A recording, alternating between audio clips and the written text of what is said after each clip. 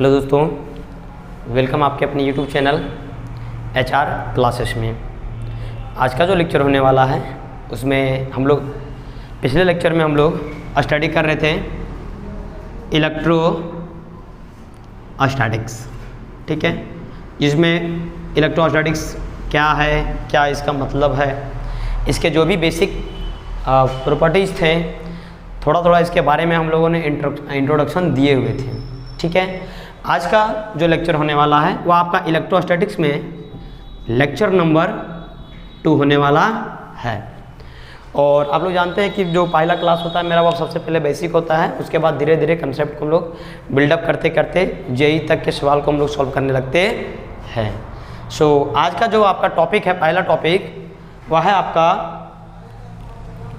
Quantization of charge. क्या है आपका? Quantization of charge. Quantization of charge means क्या होता है कि the total charge of body is equal to the integral multiple of basic charge. कि किसी भी बॉडी का जो टोटल चार्ज होगा वह बेसिक चार्ज के हमेशा इंटीग्रल मल्टीपल होगा, हमेशा इंटीग्रल मल्टीपल होगा। इंटीजर कहने का मतलब होता है आपका एक होल नंबर, यानी कि पूर्ण संख्या, जैसे 1, 2, 3, 4 इत्यादि। मतलब कि किसी भी सिस्टम का या फिर किसी भी बॉडी का जो टोटल चार्ज होगा वह हमेशा आपका बेसिक चार्ज का इंटीग्रल मल्टीपल में होगा। सपोज करते हैं कि किसी बॉडी पर का जो बेसिक चार्ज है वह आपका E है। कितना है? E है। तो यह हमेशा आपका इंटीग्रल मल्टीपल में होगा, मतलब कि 1E होगा, या तो 2E होगा, या तो 3E होगा, या तो आपका 4E होगा। कभी भी वो आपका फ्रैक्शन में नहीं हो सकता है, जैसे 1/2E, 5/2E, इस प्रकार का कोई भी चार्ज आपका लाई नहीं करेगा। यानी कि जो किसी भी सिस्टम का जो टोटल चार्ज होगा वह बेसिक चार्ज का हमेशा इंटीग्रल मल्टीपल होगा। सो हम लोग इसको किस प्रकार से लिख सकते हैं, यदि बेसिक फॉर्म में लिखना चाहें तो ये आपका नंबर है 1, 2, 3, 4 और भी हो सकते हैं 5, 6, 7। तो हम लोग इसको क्या कर देते हैं, n दे देते हैं। क्या लिख दिए? n लिख दिए। आप इस n के बराबर 1 लिख सकते हैं, 2 ले सकते हैं, 3 ले सकते हैं, 4 ले सकते हैं, 5 ले सकते हैं, यानी आप कुछ भी ले सकते हैं, लेकिन वह आपका होल संख्या होनी चाहिए, एक पूर्ण संख्या होनी चाहिए। लेकिन हम लोग n का मान कभी भी फ्रैक्शन में नहीं ले सकते हैं। 6/4 क्या इस प्रकार से ले सकते हैं? नहीं ना ले सकते हैं। सो मैथमेटिकली इसे हम लोग लिख सकते हैं Q बराबर +-NE। चलिए, जहाँ पर आपका, इसको मिटा देते हैं, जहाँ पर आपका जो Q है आपका total charge of body, N है आपका इंटीजर नंबर। और अभी बताएं कि किसी भी बॉडी का जो टोटल चार्ज होगा वह हमेशा आपका इंटीजर मल्टीपल में होगा, मतलब कि n बराबर आप 1, 2, 3, 4, 5 कुछ भी ले सकते हैं। और आपका जो E है वह है आपका चार्ज 1 इलेक्ट्रॉन। आप फिर इसी को बोलते हैं बेसिक चार्ज। इसी को क्या बोलते हैं? Basic charge. और जो चार्ज 1 इलेक्ट्रॉन होता है वह होता है -1.6 गुने 10⁻⁻19 कूलम। कि जो मिनिमम पॉसिबल चार्ज है किसी भी इलेक्ट्रॉन्स में वह क्या होता है आपका -1.6 गुने 10⁻⁻19 कूलम। यदि आपका जैसे इलेक्ट्रॉन आपका नेगेटिव होता है इसलिए नेगेटिव लगाए हैं, यदि कोई बॉडी में पॉजिटिव है तो उसमें प्लस लगा देंगे। जैसे प्रोटॉन में चार्ज जो आपका बेसिक चार्ज हो जाएगा वह कितना होगा? प्रोटॉन के केस में 1.6 × 10⁻⁻19 कूलम। इसे आप लोग एक बार स्क्रीनशॉट ले लीजिए। और बोर्ड वाले के लिए यह बहुत ही ज़्यादा इम्पोर्टेंट है, बिकॉज बोर्ड में ऐसे क्वेश्चन पूछे जाते हैं, ठीक है।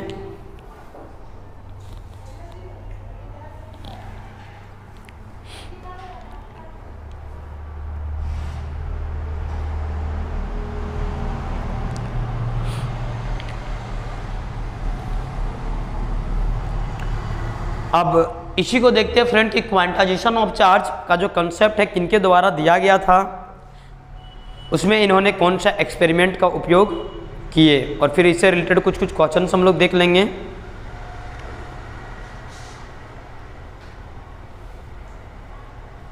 चलिए, आई होप कि आप लोग सबको यहाँ तक लिख लिए होंगे, और जो नहीं लिखे हैं वो स्क्रीनशॉट कर लें, बाद में आप लोग नोट्स बना लेंगे। ठीक है, ये वाला बोर्ड एग्जाम के लिए बहुत ही इंपॉर्टेंट है, तो आप इसको इंपॉर्टेंट कर लीजिए, बिकॉज आपका जो ऑब्जेक्टिव क्वेश्चंस में आते हैं। ठीक है friends,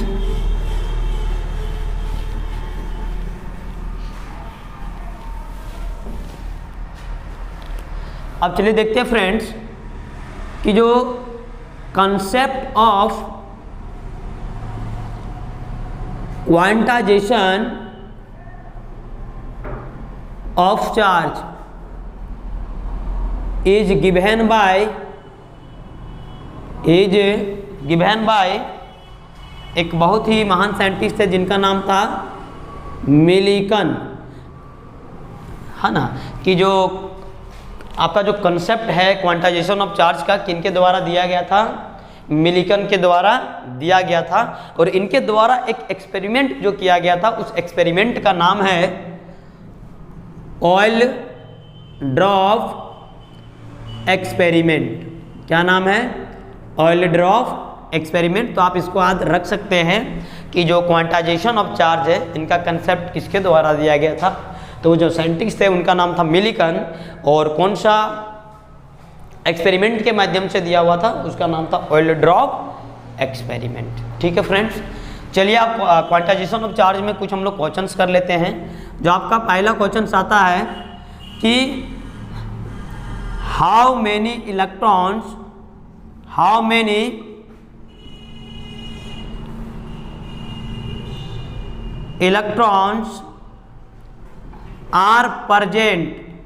are present in -1 coulomb charge, यानी कि -1 कूलम चार्ज में आपके कितने इलेक्ट्रॉन्स पाए जाते हैं। अभी जस्ट बताएं कि जो क्वांटाइजेशन ऑफ चार्ज है Q बराबर ±NE, where E is basic charge, या फिर आप चार्ज 1 इलेक्ट्रॉन बोल सकते हैं, और N जो हो गया बोले नेचुरल नंबर होगा, और आपका इंटीजर होगा ना, और इसी को बोलते हैं नंबर ऑफ इलेक्ट्रॉन्स, ठीक है। और Q आपका क्या हो गया? चार्ज ना। सो आपका जो गिवन है चार्ज कितना दिया हुआ है जी? -1 कूलम ना। तब बोले कि कितने आपके जो चार्ज हैं, यानी सॉरी कितने नंबर ऑफ इलेक्ट्रॉन्स हैं। So from quantization of charge Q बराबर ±NE, यहाँ पर क्या है? इलेक्ट्रॉन्स है, यानी इलेक्ट्रॉन्स में आपके जो चार्ज होते हैं, चार्ज और इलेक्ट्रॉन वो माइनस के फॉर्म में होते हैं, इसलिए हम लोग माइनस ले लेंगे इसको। हाँ, सो Q, अब देखिए Q प्लस माइनस था ना ये, अब Q ले लीजिए। Q कितना दिया हुआ है? -1 coulomb is equal to N, यही ना है नंबर ऑफ इलेक्ट्रॉन्स जिसको हम लोग को फाइंड करना है, इनटू E आपका क्या होता है? बेसिक चार्ज, और फिर चार्ज 1 इलेक्ट्रॉन।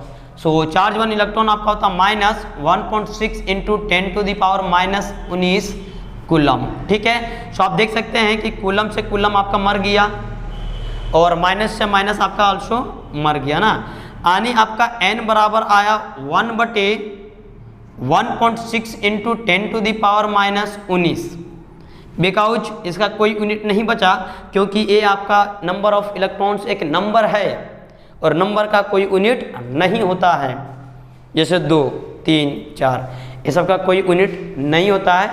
यदि आप इसको कट कीजिएगा तो आपका टोटल आएगा 6.25 × 10⁻18 इलेक्ट्रॉन्स। कितना आएंगे? 6.25 × 10⁻18 इलेक्ट्रॉन्स, यानी कि -1 कूलम चार्ज पे जो आपके इलेक्ट्रॉन प्रेजेंट होते हैं वह होते हैं 6.25 × 10⁻18 इलेक्ट्रॉन्स। इसको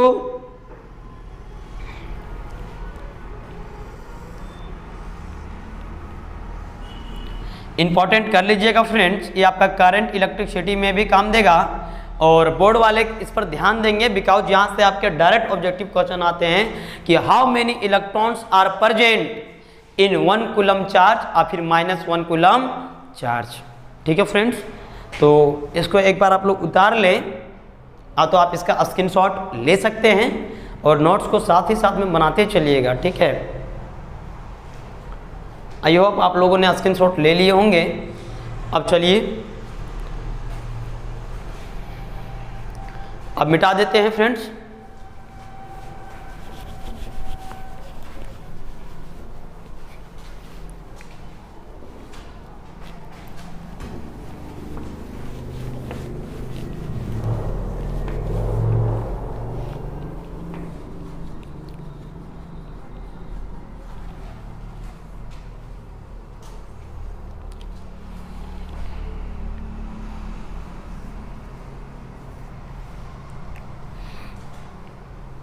चलिए अब इससे हम लोग एक दो क्वेश्चन देख लेते हैं फ्रेंड्स कि क्वेश्चन किस प्रकार से आएंगे।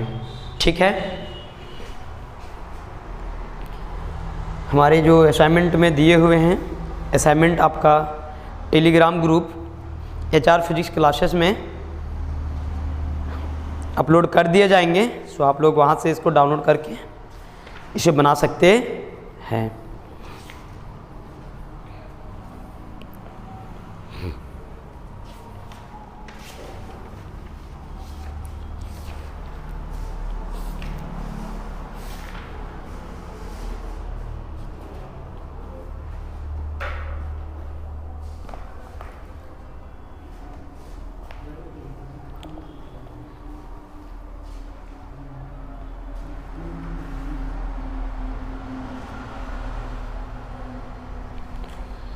चलिए देखते हैं क्वेश्चन जो आपका फ्रेंड्स कि विच ऑफ द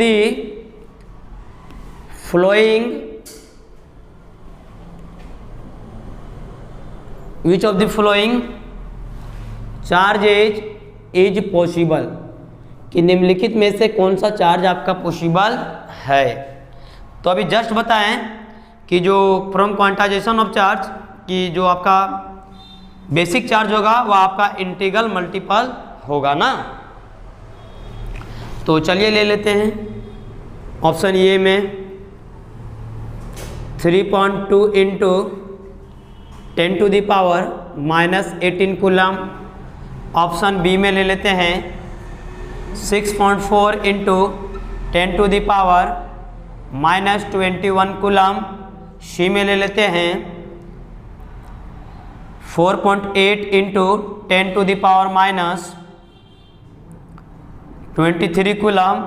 और डी में ले लेते हैं कि आपका हो गया 1.6 इंटू 10⁻⁻20 कूलम।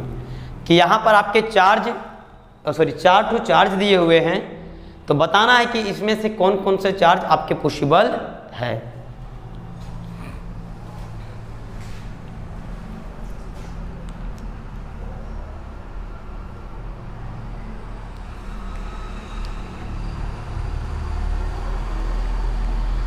चलिए आप देखते हैं फ्रेंड्स, सॉल्व करते हैं इसको।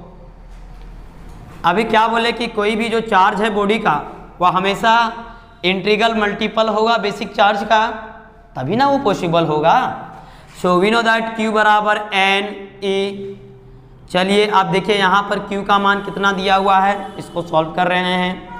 Q का मान आपका दिया है 3.2 इंटू 10⁻⁻18 कूलम। N आपके हो गया नंबर ऑफ इलेक्ट्रॉन्स जो आपके हमेशा इंटीग्रल मल्टीपल में होंगे, यानी कि हमेशा 1 2 3 4 एक नंबर होल नंबर के रूप में होंगे। इंटू E है आपका charge 1 electron 1.6 into 10⁻⁻19 coulomb. Coulomb से कूलम मर गया और 1.6 से आपका 3.2 2 टाइम्स में कट जाएगा, यानी आपका आएगा N बराबर 2 इंटू 10⁻⁻18 और यहाँ पर बचा हुआ है 10⁻⁻19। ठीक है, सो इसको सॉल्व करेंगे तो आएगा आपका 2 into 10⁻1 and this is equal to 20। देखिए जो नंबर ऑफ ऑफ इलेक्ट्रॉन से वह क्या एक होल नंबर है या नहीं है ना जी। तो होल नंबर है मतलब कि यह चार्ज आपका एग्जिस्ट कर सकता है, यानी कि आपका ए नंबर जो ऑप्शन है उसमें जो चार्ज दिया हुआ है वह आपका पॉसिबल है। अब चलिए देखते हैं फ्रेंड, जो आपका दूसरा नंबर है, जरा सा फटाफट इसका स्क्रीनशॉट ले लीजिए। अब चलिए देखते हैं फ्रेंड, आपका जो सेकेंड नंबर यानी ऑप्शन बी में जो दिया हुआ क्वेश्चन है वो आपका पॉसिबल है या नहीं है, उसको सॉल्व करते हैं। फिर Q बराबर N E, so Q 6.4 into 10 to the power minus 21 is equal to N into 1.6 into 10 to the power minus 19। Coulomb यहाँ दे दीजिए, यहाँ पर भी कूलम से कूलम मर जाएगा। 1.6 से 4 टाइम में आपका 6.4 कट जाएगा, यानी खत्म हो जाएगा। यानी आपका यहाँ बचेगा 4 into 10 to the power minus 21 बटे 10 to the power minus 19 which is equal to n, जो आपके n के बराबर है। यदि इस n की संख्या एक आपका होल नंबर आ जाए तो हम लोग क्या बोलेंगे कि जो ये भी गिवन चार्ज ऑप्शन बी में ये भी आपका पॉसिबल है। यदि वह एक इंटीजर यानी कि होल नंबर 1 2 3 4 के फॉर्म में नहीं आए तो क्या बोलेंगे कि यह पॉसिबल नहीं है। So n is equal to 4 into 10 to the power minus 2 बच जाएगा ना, because 10 to the power minus 19 यदि ऊपर जाएगा तो ये प्लस में हो जाएगा। शायद आप लोग देख सकते हैं 10 to the power minus 21 into 10 to the power 19।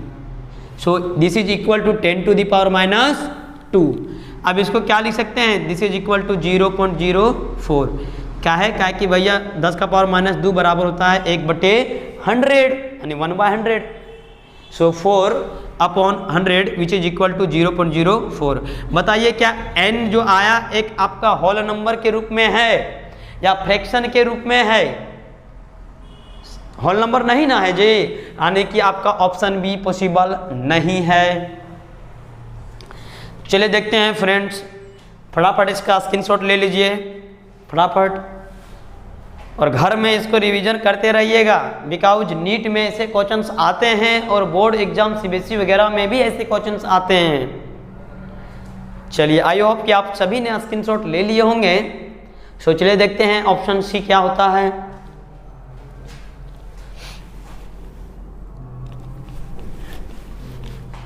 So option C चलिए आप चेक करते हैं फ्रेंड्स। ऑप्शन सी में जो आपका चार्ज है वह है 4.8 into 10 to the power minus 23, 4.8 into 10 to the power minus 23 which is equal to n, where n is number of electrons into charge 1 electron, 1.6 into 10 to the power minus यूनिस। यहाँ पर भी कूलम, यहाँ पर भी कूलम, कूलम से coulomb मर गया, और 4.8 आपका 1.6 से 3 टाइम में मर गया, तो शायद आपका बचेगा 3 into 10 to the power minus 23 which is equal to n into 10 to the power minus 19। यदि इसे आप सॉल्व करेंगे तो आपका आएगा 10 टू द पावर माइनस 4। और आप यहाँ देख सकते हैं कि जो n का मान आया वह एक इंटीजर नहीं आया, यानी वह एक होल नंबर नहीं आया, एक कंप्लीट नंबर 1 2 3 4 के रूप में नहीं आया, या आपका एक फ्रैक्शन के फॉर्म में आ गया। दैट इज कि जो ऑप्शन सी में दिया हुआ चार्ज है वह चार्ज आपका पॉसिबल नहीं है। So it may not be possible. इसी प्रकार आप लोग इसे खुद चेक करके देख सकते हैं फ्रेंड्स। आई होप कि ये भी आपका पॉसिबल नहीं होगा। तो आई होप आप सभी कोई समझ गए होंगे। अगर जिनको थोड़ा सा भी कन्फ्यूजन होगा वह एक बार वीडियो को जरूर दोबारा देख ले, उससे आपका सारा कन्फ्यूजन दूर हो जाएगा। ऐसे क्वेश्चंस आपके बोर्ड एग्जाम में आते हैं। ठीक है, चलिए देखते हैं फ्रेंड्स अब जो आपका नेक्स्ट टॉपिक है।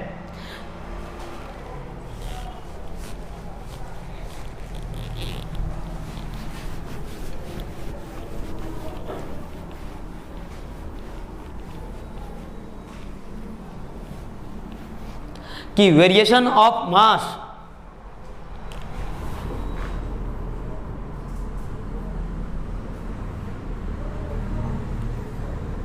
वेरिएशन ऑफ मास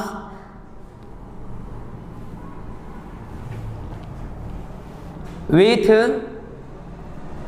चार्जिंग, यानी कि हम लोग जब किसी भी चीज़ को चार्जिंग करते हैं, चार्जिंग मतलब होता है कि किसी भी पार्टिकल्स में चार्ज को जनरेट करना ही क्या कहलाता है, चार्जिंग कहलाएगा।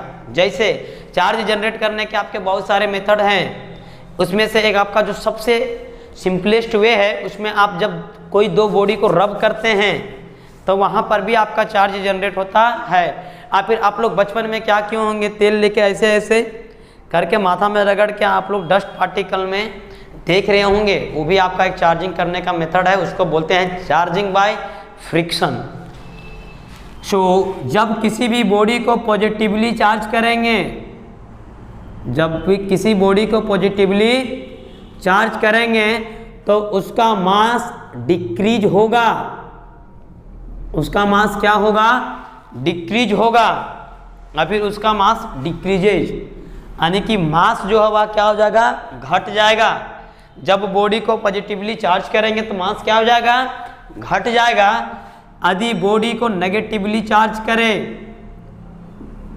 यदि बॉडी को नेगेटिवली चार्ज करें तो भैया पॉजिटिव में आपका घटा तो नेगेटिवली में क्या हो जाएगा, बढ़ जाएगा ना। सो नेगेटिवली चार्ज करेंगे तो आपका मास इंक्रीज कर जाएगा। कोई दिक्कत फ्रेंड्स? अब चलिए देखते हैं, कभी कभी पूछ देता है कि केवल क्वेश्चंस में लिखा रहेगा कि व्हेन बॉडी इज चार्जिंग, यहाँ पर ये नहीं बताया कि आप पॉजिटिवली चार्ज किए हुए हैं या फिर नेगेटिवली चार्ज, खाली क्वेश्चन में लिखा रहेगा कि जब बॉडी को चार्ज करते हैं तब इसका मास क्या होगा। तो आप इन दोनों केस को ले लीजिए, यदि बॉडी को पॉजिटिवली चार्ज करते हैं तो मास क्या होता है जी, डिक्रीज करता है। लेकिन यदि बॉडी को नेगेटिवली चार्ज करेंगे, बिकॉज यहाँ तो दिया नहीं है कि पॉजिटिवली चार्ज करना है या फिर नेगेटिवली, तो हम लोग दोनों केस ले लेते हैं। यदि पॉजिटिवली चार्ज करते हैं तो मास डिक्रीज, लेकिन यदि पॉजिटिवली चार्ज करते हैं तो मास आपका घटता है, बट नेगेटिवली चार्ज करेंगे तो आपका मास क्या हो जाएगा, बढ़ेगा। यानी हम लोग लिख सकते हैं कि मे बी इंक्रीज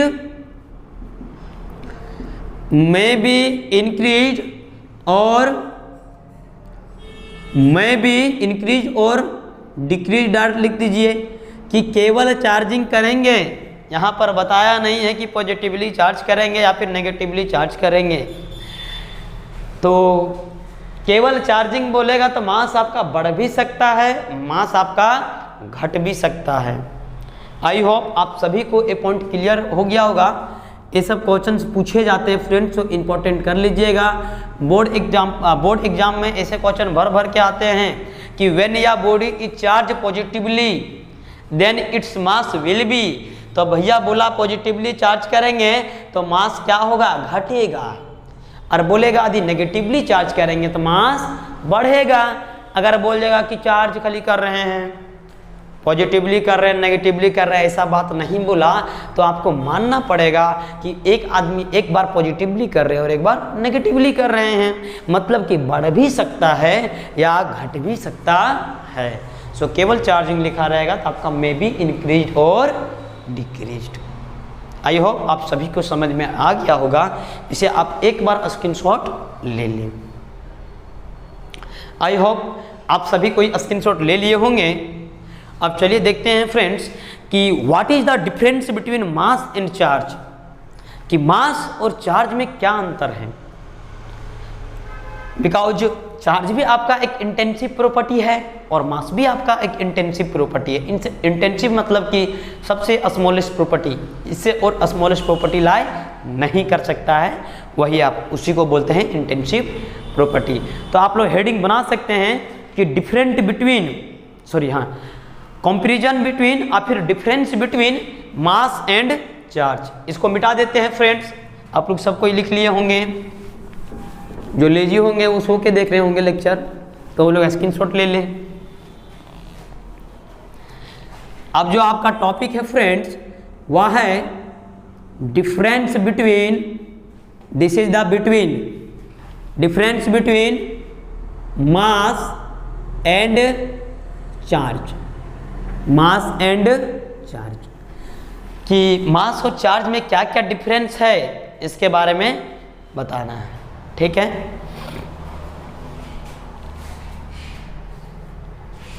तो एक साइड हम लोग चार्ज ले लेते हैं और एक साइड हम लोग मास ले लेते हैं, तभी कंपेयर करेंगे ना। देखिए कंपैरिजन मतलब होता है क्या, और फिर डिफरेंस मतलब होता क्या है कि दोनों में क्या अंतर है एक ही प्रॉपर्टी में। जैसे मान लेते हैं कि स्पीड और वेलोसिटी, तो भैया वेलोसिटी आपका वेक्टर है और स्पीड आपका स्केलर है। तो देखिए दोनों का एक ही प्रॉपर्टी लिए हैं कि कौन सा क्वांटिटी है, क्वांटिटी का नेचर क्या है। तो एक वेक्टर बना तो एक स्केलर बना। ऐसा नहीं कि एक को बोल देंगे मास फलना है तो चार्ज दूसरा चीज़ है, वैसे कंपेयर नहीं होता है। दोनों के सेम प्रॉपर्टी को कंपेयर करके देखेंगे कि क्या क्या है। ठीक है, तो वी नो दैट कि जो आपका चार्ज है, जो आपका चार्ज है ये आपका may be positive and negative, कि चार्ज आपका पॉजिटिव भी हो सकता है और नेगेटिव भी हो सकता है। तो भैया मास को भी देखना पड़ेगा, क्या मास नेगेटिव होता है फिर पॉजिटिव होता है। जैसे आप देख सकते हैं -2 कूलम, 2 कूलम आप लोग पढ़े होंगे यदि इलेक्ट्रोस्टैटिक्स, तो इतना तो बेसिक आइडिया होगा ना आप लोग के पास। लेकिन जो मास है किसी भी बॉडी का, वह केवल और केवल पॉजिटिव रहेगा, केवल और केवल पॉजिटिव रहेगा। नहीं कभी आप लोग सुने हैं कि उसका वजन -5 किलो है या तो -20 kg है, ऐसा नहीं ना सुने होंगे। यानी कि चार्ज आपका पॉजिटिव और नेगेटिव दोनों हो सकता है, लेकिन मास आपका केवल और केवल पॉजिटिव हो सकता है। चलिए, चार्ज आपका क्या होता है बाबू, चार्ज आपका क्वांटाइज्ड होता है, यानी कि यह हमेशा आपका इंटीग्रल मल्टीपल में होगा, लेकिन मास आपका क्वांटाइज नहीं होता है। मास आपका क्वांटाइज्ड नहीं होता है, यानी कि नॉट क्वांटाइज्ड।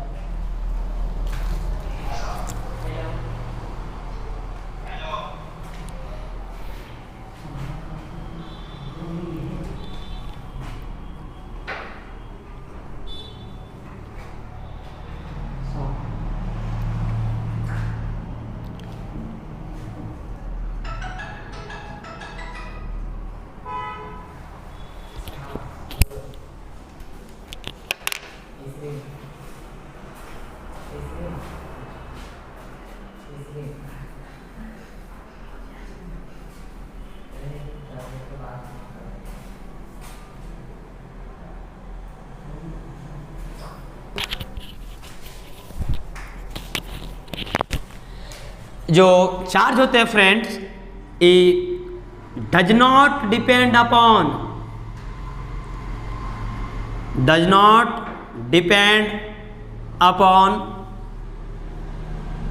मोशन और फिर speed, does not depend upon speed, यानी कि जो चार्ज है वो आपका स्पीड पर डिपेंड नहीं करता है। यानी कि चार्ज जितना रेस्ट में है, यानी जितना चार्ज आपका रेस्ट में है उतना ही चार्ज आपका मूविंग में होगा।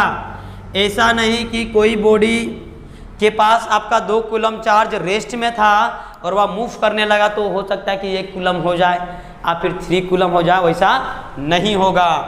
स्पीड आपका जो चार्ज है आपका वह कभी भी स्पीड पर डिपेंड नहीं करता है।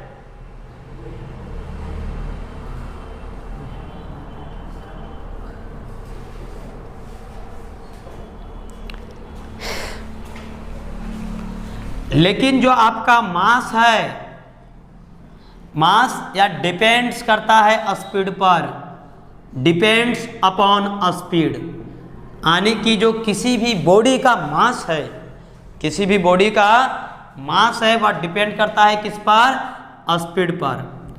कैसे डिपेंड करता है देख सकते हैं, m बराबर m0 √1 - v x² c(x²). This is the equation of relativity, ठीक है, विच इज गिवन बाय आपका जो है अल्बर्ट आइंस्टाइन ना, कि सापेक्षता का सिद्धांत जो दिया था वो किनके द्वारा, Albert Einstein. Where m0 is rest mass, कि जब कोई बॉडी रुका हुआ है उस समय कितना मास है, m0। आपका जो m है वह है मूविंग मास, वह क्या है, मूविंग मास, और यहाँ जो v है वह है स्पीड, यानी कि बॉडी का क्या स्पीड है, and c is speed of light, speed of light which is equal to 3 × 10⁸ metre per second ना। This was given by Romer, किनके द्वारा दिया गया था, रोमर के द्वारा, ठीक है। देखिए जो हम लोग मैकेनिक्स पढ़ रहे थे 11th क्लास में क्लासिकल फिजिक्स, उसमें जनरली हम लोग देखते थे कि वेरिएशन नहीं होता है मास का वेलोसिटी के साथ या फिर स्पीड के साथ, लेकिन यहाँ जो हम लोग पढ़ रहे हैं इसमें हो जाएगा, बिकॉज यहाँ पर जो भी इलेक्ट्रॉन्स लेंगे, जो भी चार्ज पार्टिकल लेंगे, उसके वेलोसिटी काफ़ी ज़्यादा होगा। और क्लासिकल फिजिक्स में जो आपका बॉडी का वेलोसिटी बहुत कम था, लेकिन यहाँ पर आपका हो जाएगा 3 × 10⁶ तक अप्रोक्सीमेटली उतना चल जाएगा, तो v का मान बहुत ज़्यादा हो जाएगा, यानी कि c के नियरली तो नहीं बोल सकते हैं, लेकिन बहुत ज़्यादा निकट चल जाएगा। इसके लिए यहाँ पर बोले कि जो मास है वह स्पीड पर डिपेंड करता है। एक बार इसको आप लोग लिख ले फ्रेंड्स, स्क्रीनशॉट ले ले इसका, और बोर्ड वाले में सब पूछा जाता है चार्ज और मास में क्या डिफरेंस है।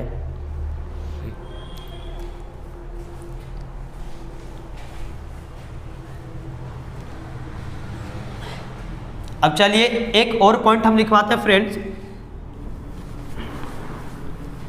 उसके बाद इस टॉपिक को कंप्लीट करेंगे।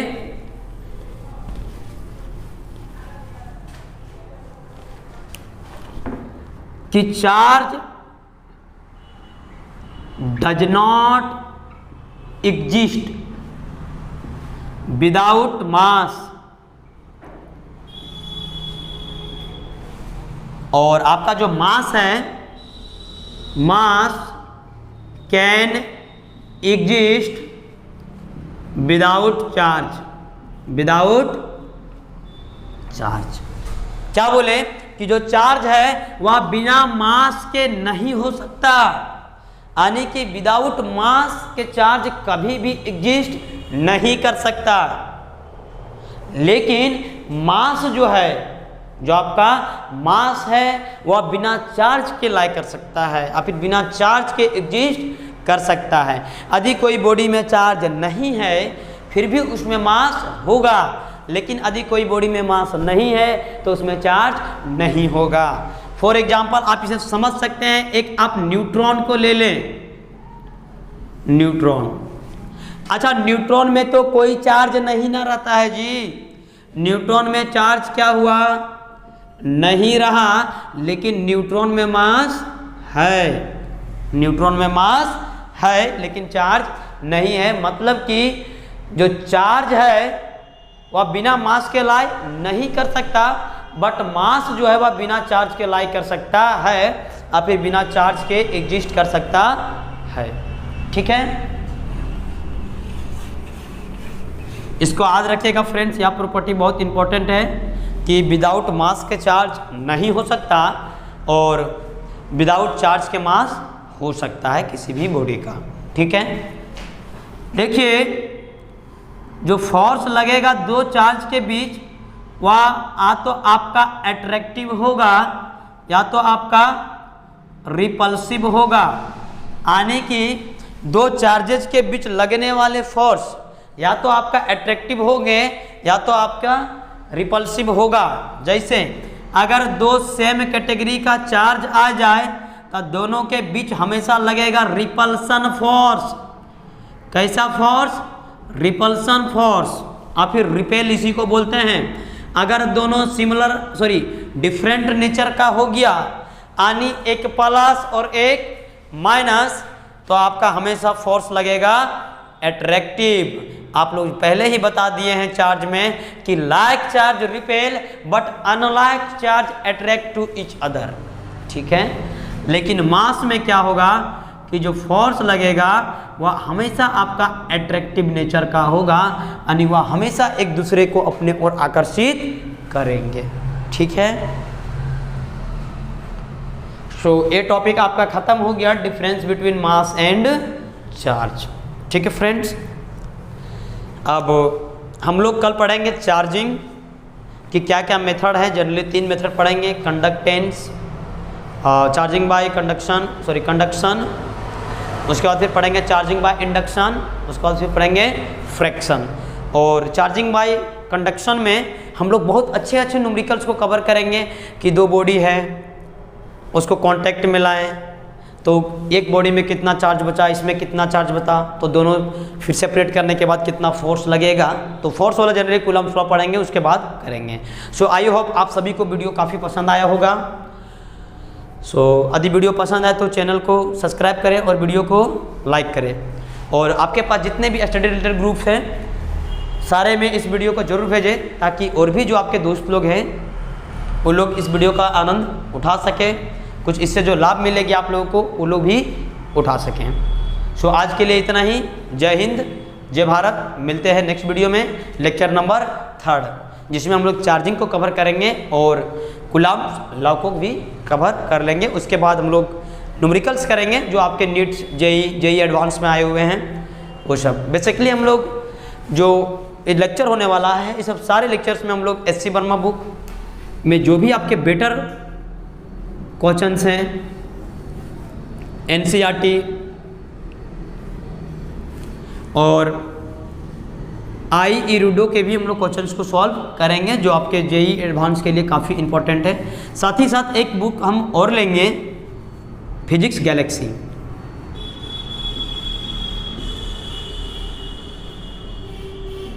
बिकॉज फिजिक्स गैलेक्सी में भी बहुत अच्छे अच्छे लेवल्स के क्वेश्चंस दिए हुए हैं। आप ये दोनों बुक को सिमिलर कर सकते हैं, लेकिन इससे भी कुछ क्वेश्चंस लेंगे और इससे भी, ठीक है। और IERUDO जो बुक है उससे तो क्वेश्चंस उठाना ही है, because this is important for advance, है ना। जेई एडवांस के लिए बहुत ही ज़्यादा इंपॉर्टेंट है। So thank you for watching. मिलते हैं नेक्स्ट वीडियो में, तब तक पढ़ते रहिए। जय हिंद, जय भारत।